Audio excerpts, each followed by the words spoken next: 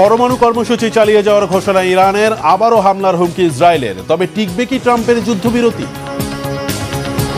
কিভাবে হত্যার ষড়যন্ত্র থেকে বেঁচে গেলেন ইরানের সর্বোচ্চ নেতা আয়াতুল্লাহ আলী খামেনি? ব্যর্থতা স্বীকার ইসরায়েলের। আব্রাহাম চুক্তির ওপর ভর করে গাজায় যুদ্ধবিরতিতে রাজি ইসরায়েল যুক্তরাষ্ট্র। কার্যকর হওয়ার আগে চলছে নৃশংস হত্যাযজ্ঞ।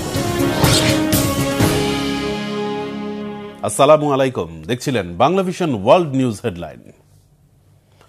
ইরান ইসরায়েল সংঘাতে 12 দিনের যুদ্ধের পর ট্রাম্পের হস্তক্ষেপে সাময়িক যুদ্ধবিরতি কার্যকর হলেও সংঘাতের উত্তাপ এখনও ঠান্ডা হয়নি।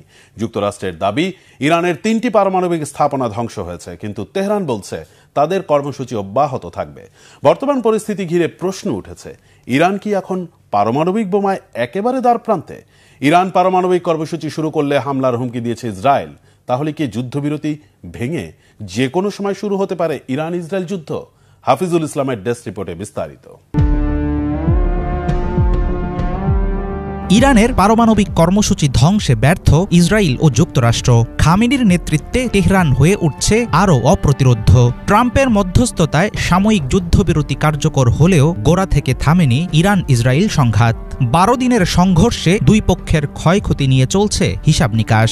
ইরানের 3টি পরমাণু স্থাপনা ধ্বংসের দাবি করেছে যুক্তরাষ্ট্র, অথচ গোপন প্রতিবেদনে মার্কিন প্রতিরক্ষা গোয়েন্দা সংস্থা জানিয়েছে ক্ষতির মাত্রা মাঝারি থেকে গুরুতর হতে পারে। ট্রাম্প প্রশাসনের ভেতরে এমন ভিন্ন ভিন্ন মন্তব্যের মধ্যেই তেহরান বলছে বড় কোনো ক্ষতিই হয়নি তাদের, বরং আগের মতোই চলবে পরমাণু কর্মসূচি। এমন পরিস্থিতিতে প্রশ্ন উঠেছে, বাস্তবে ঠিক কতটা পিছিয়ে পড়েছে ইরান? এখন কি করবেন খামেনি? পারমাণবিক বোমা তৈরির পথেই কি হাঁটবে তার দেশ?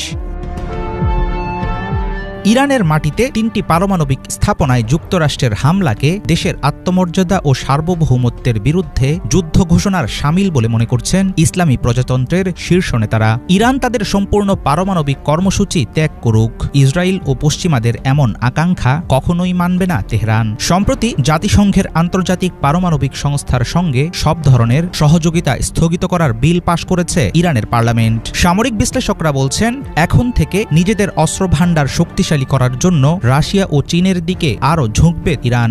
মস্কোর কাছ থেকে অত্যাধুনিক যুদ্ধবিমান সংগ্রহ এবং বেইজিংয়ের কাছ থেকে আকাশ প্রতিরক্ষা প্রযুক্তি আমদানির ব্যাপারে জোর পদক্ষেপ নিতে শুরু করবে তেহরান।